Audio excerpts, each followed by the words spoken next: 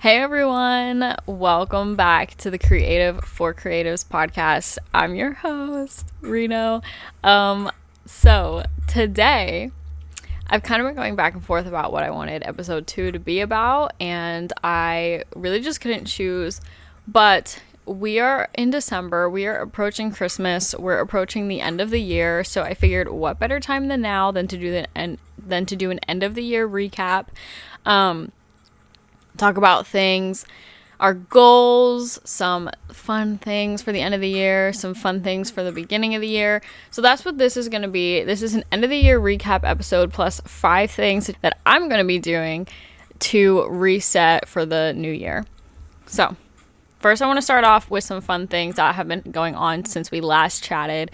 So I have been so excited and so anxious to film this podcast that I definitely think during the slow season I'm going to make this a weekly podcast. We will see what kind of craziness the holiday season brings us, but I definitely think I would like to make this weekly instead of bi-weekly. So let's start with the obvious.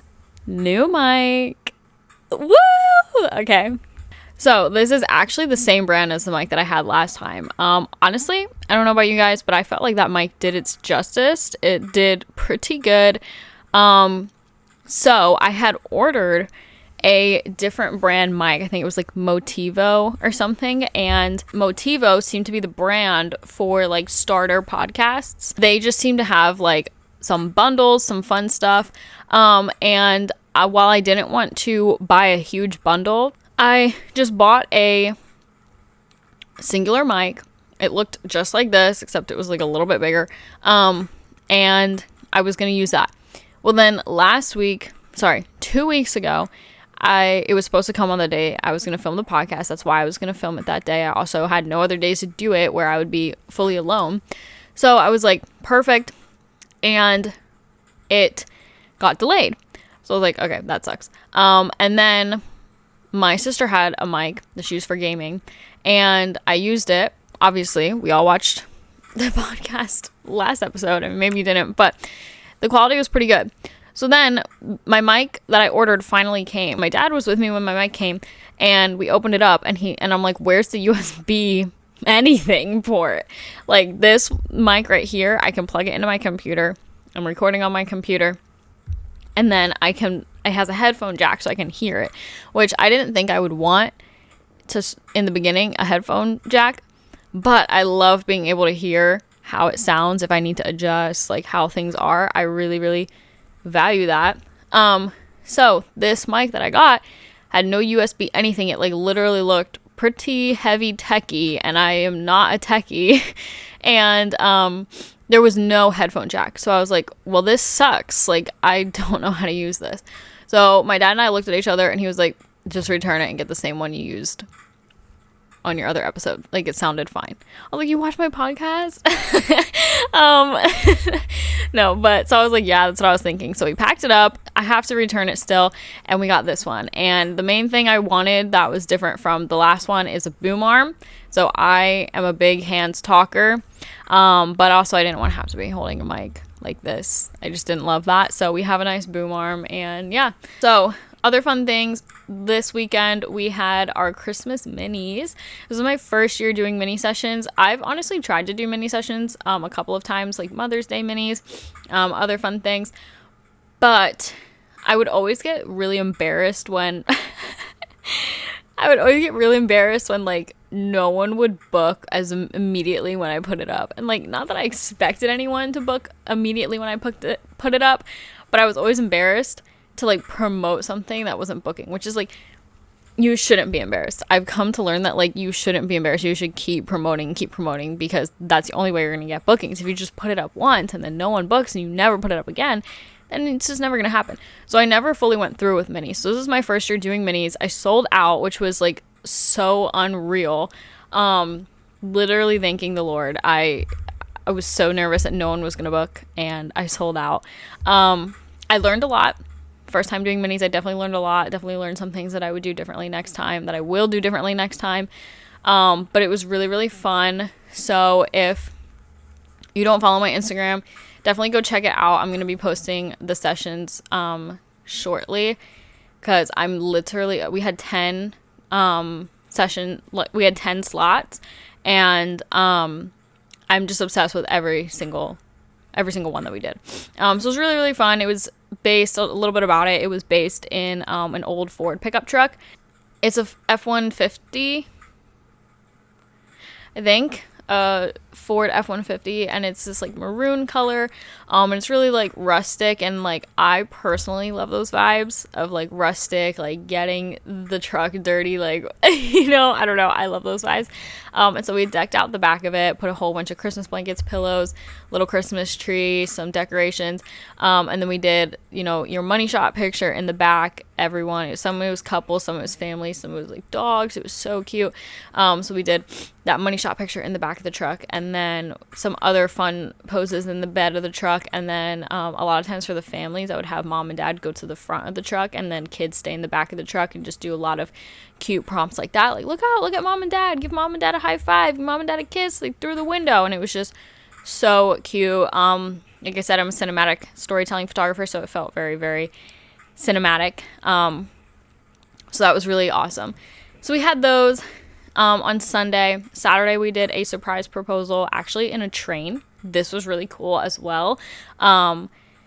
This was there's a town near us that does these Christmas holiday train rides, and the mother of the bride-to-be reached out to me. She booked me, and so this was a proposal happening in the train car, and then in this small like Christmassy town. And then after I rode the train with them, and there was like all the family was there to surprise the bride-to-be, and then afterwards we did some portraits outside, so that was really fun as well. That's what's happening. Photography.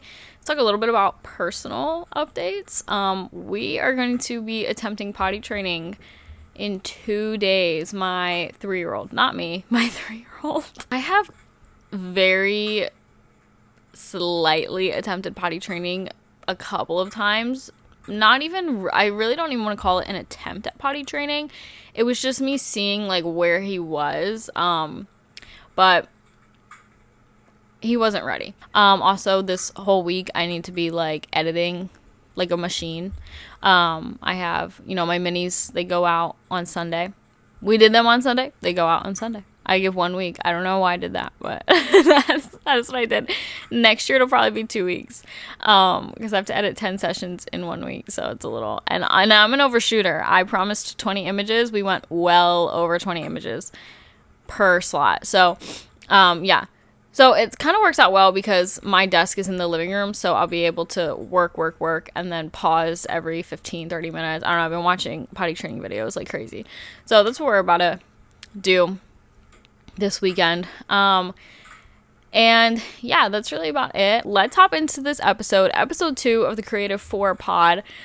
This week, 5 things that I'm going to be doing to reset for the new year that maybe you could do too if you want. You don't have to, obviously, like, but if you want some ideas, this is 5 things that I'm going to be doing to reset for the new year. I have a notebook here because I will forget these 5 things.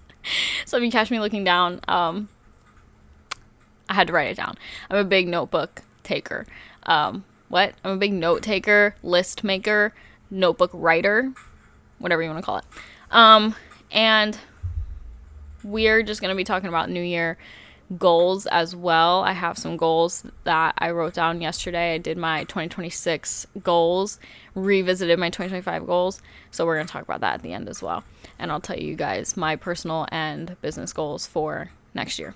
Okay, let's get into it. First thing on the list, how are we prepping for the new year? Number 1, revisit and reflect.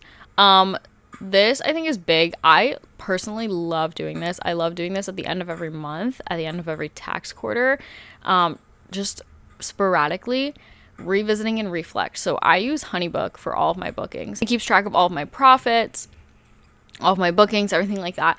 So I love taking some time and going on to the profits and expenses part of Honeybook and seeing how I performed in each month or overall for the year. And on Honeybook, which is really cool, you can make a goal for the year profit wise. And so seeing where you are, and I definitely recommend doing that, making a goal, whether you make it on paper, on a note in your phone, or actually input it into HoneyBook. I love inputting it into HoneyBook because it'll tell you what percentage you've gone over or what percentage you missed by. And I think that's really awesome to be able to just like look and see where you are profit wise. So we are going to revisit and reflect. We're going to revisit our profits for the year. We're going to take a look and reflect, what month did we perform best in? What month was our busiest season? For me personally, I would do this at the end of every month.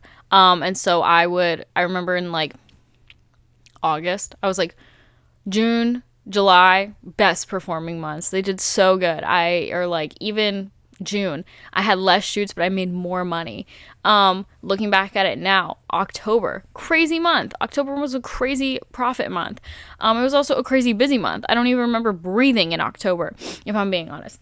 So revisiting, reflecting on those things profit wise, I think is really, really important to see where you did this year. Did you exceed your goal? Did you hit your goal? Did you miss it? How much did you miss it by? Revisiting and reflecting on your goals for 2026. This was super cool. 2025. This was super cool for me when I make a goal list every year in a notebook. Well, I go through like 5 notebooks a year, so I have to go through all of my notebooks to find that goal list. But I did make one, and I found it last night. And the photography, I had photography goals and personal goals, and going through and checking what I did and what I didn't. And I will go to that at the end of the podcast and talk. You know what? We're talking about it now. Let's just go to it now. I have my goals here for 2025. And so I'm not going to read off like all the personal goals that I hit, but I will tell you a little bit about it. So my goals for 2025 personally was to get out of retail and to find a work from home job. I just wanted to be home with my son. I loved my retail management job, but I needed to find something better suited for my needs, which was working from home.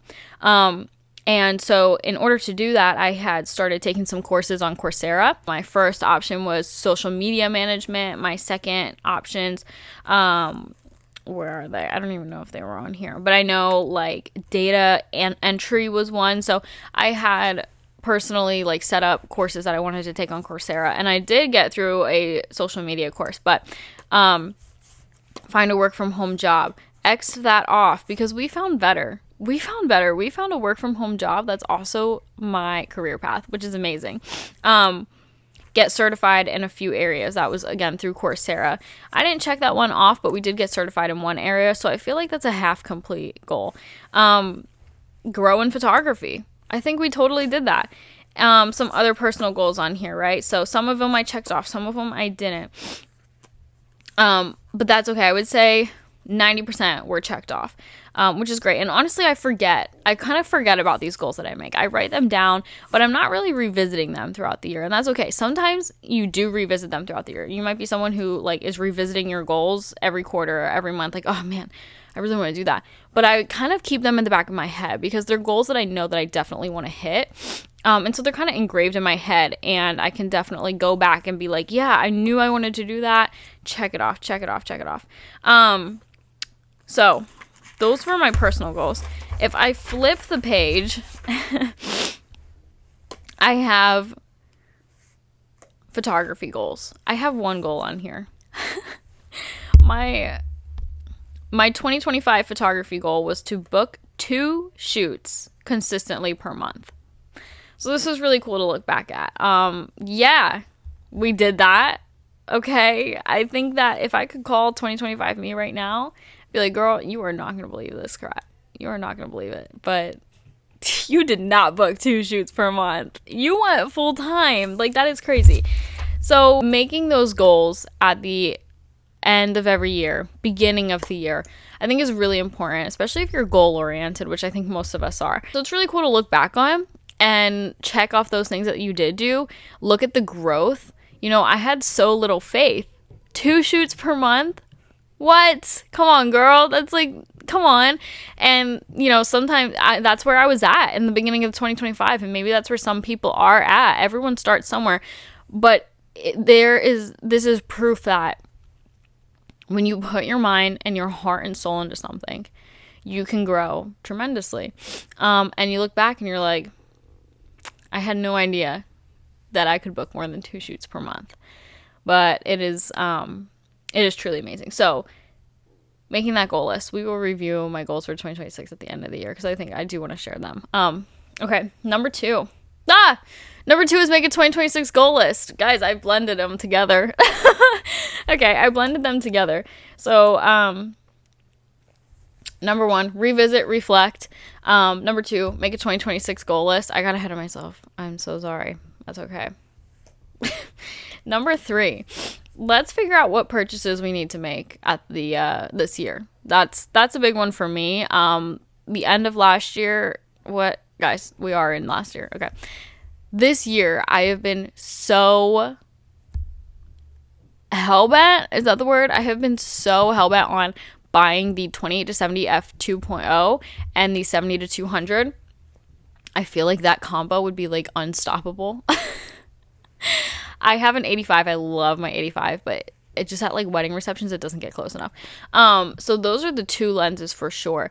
Another thing I want is another body. Now I have a Sony a7 III and I have a Sony a7 IV, but I stay double strapped up. I'd like to get a second a7 IV. So that is kind of the goal for 2026. 2 lenses, 1 camera body. And maybe it's not like as extravagant as $3,000 lenses or a new camera body. Maybe it's you just need another hard drive or some more SD cards. But what purchases, big or small, are a must need for 2026? Definitely look into it, because if you can figure that out now, you can figure out how much you need to save. If you're going to use credit cards, I mean, I'm not a financial advisor, but I would probably steer away from putting big stuff like that on a credit card. That would be my personal opinion. But at least figuring out how much you need to save, and things like that. When is kind of a realistic time frame for you to get those upgrades or those new things? Are you looking to upgrade? That is another thing too. Maybe like, for me personally, I'm not really looking to upgrade camera bodies. I'm looking to get another of what I already have, because I like what I have. But are you wanting to upgrade? These are good things, like good questions. You should probably look into it. No, I will tell you though, the beginning of 2025, I wanted to switch from Sony to Canon. I bought a Canon R, and because I had started with Canon, and I was committed to making the switch until I looked at all of the lenses I had for my Sony, and I said, no.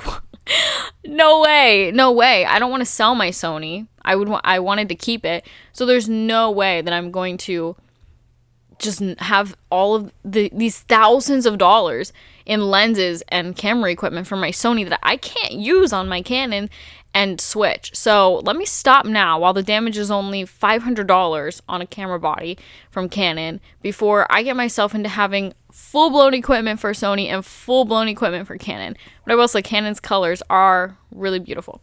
But number 3, what purchases do you need to make? Let's think about it, honestly. I like to think about that stuff. I'm very goal-oriented, so I have an Amazon list with all my photography wants and needs, and I love to look at it and be like, dang, that $3,000 lens, I really want that. How am I going to save for it so that I can get it before I start shooting weddings next year? Number 4, girl, if you don't finish editing your shit, finish editing your stuff. Get that cue, line it up, figure out what you need to do, turn on a podcast, turn on a TV show that you've already watched 10 times that you don't need to focus to. It's just background noise. I don't know, Gilmore Girls, Friends, whatever it is, right? Lock in and edit. We need to lock in, guys. We need to lock in. This is a speech for myself, if I'm being honest. I need to lock in. Okay? Christmas is coming. It is like, hold on. Okay, if it was the 10th, it would be 15 days. It is 16 days away. I want to be able to sit back on Christmas and be like, I have nothing to do. I can have my mimosa from Christmas till New Year's. Every day I can have a mimosa and not have to do everything. I can watch Christmas movies every single day until New Year's. I can watch Stranger Things every day until New Year's, over and over again. until the last episode comes out. Like, I can do whatever I want to because I have nothing left to do. Otherwise, you're going to be like rummaging around, like stressed out. So many people love to take the week between Christmas and New Year's off. I, being in retail management, did not have that luxury. I think maybe I did it one year when I had like PTO or something that I didn't use. But a lot of people really, really love that time. And so how amazing would it be that your boss, says you can have that time off because you have nothing else to do. That sounds pretty amazing. And I'm going to do it this year. I'm going to do it. I'm going to get everything done that if I want to maybe update my website, okay. But I don't have to.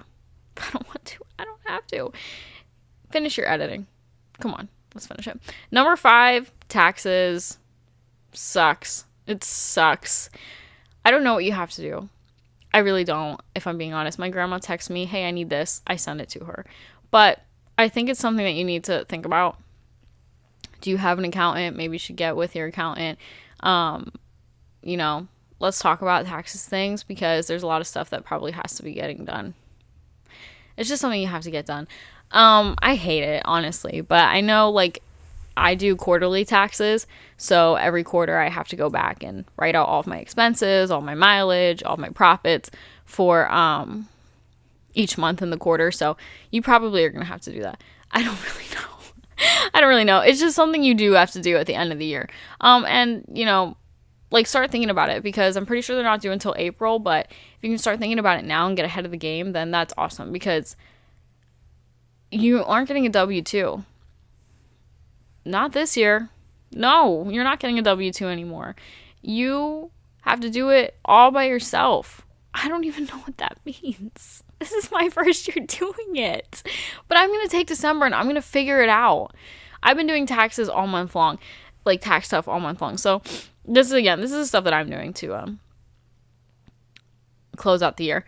Reset for 2026. But I've been doing tax stuff all year long. And I think at least if you can just get your expenses together, your mileage together, and your profits for each month, then you're going to be on a great path.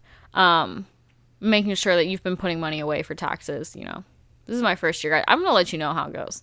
When we're filing, I'm going to let you know when I get out of that war zone, how did it go? Because I don't know. I have no idea. But those are the 5 things. I want to do one more. A couple honorable mentions here. This kind of goes with revisit and reflect. Pricing.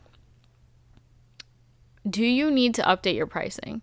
This is a really good time to sit on this question.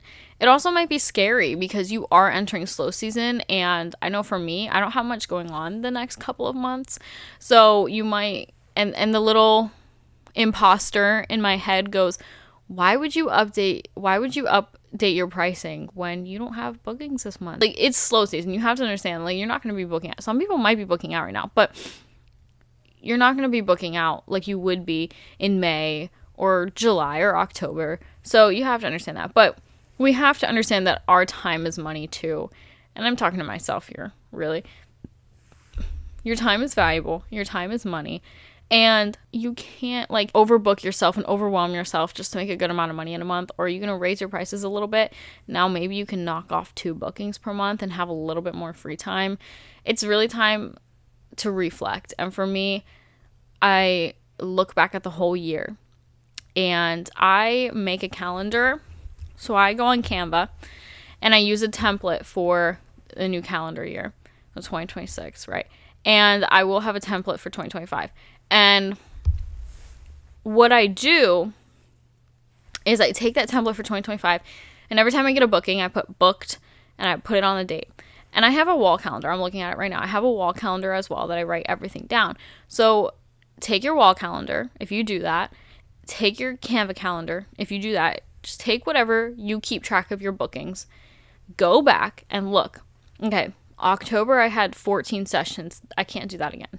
September I had 12. That was also a little too much.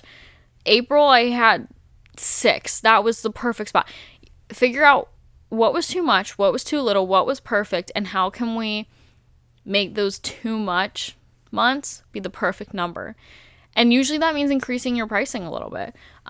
If you're booking 14 shoots at a certain amount of money and you raise it, now you can book 8 shoots and make the same amount of money.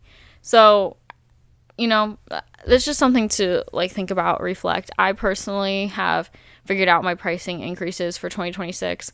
I have my website updated with them. I just am waiting to publish it until January 1st. And I think that the first of the year is always the best time to update your prices. You can do it really whenever, but a lot of people do it on the first of the year. And I think that is a great time to really up those prices. A lot of people are expecting you to raise your prices, I feel like, at the beginning of the year. I mean, I personally, when I follow photographers that I think about, I know that at the beginning of the next year, I'm probably going to have to pay a little bit more, depending, I also think it's really important to take some time and think about all that you've achieved this year. I feel so blessed for 2025. I really do. And the way that my business has gone, the way that personal life has gone. And so just take some time to feel that gratitude, to feel that blessed feeling for small wins, for big wins, for no matter what. I think it's really important to just take some time and think about all of the things that went right this year, because a lot of things can go wrong in a year, but let's not forget the things that went right that make everything worth it. So let's do a really speedy recap. Number 1, revisit, reflect. Number 2, make a 2026 goal list.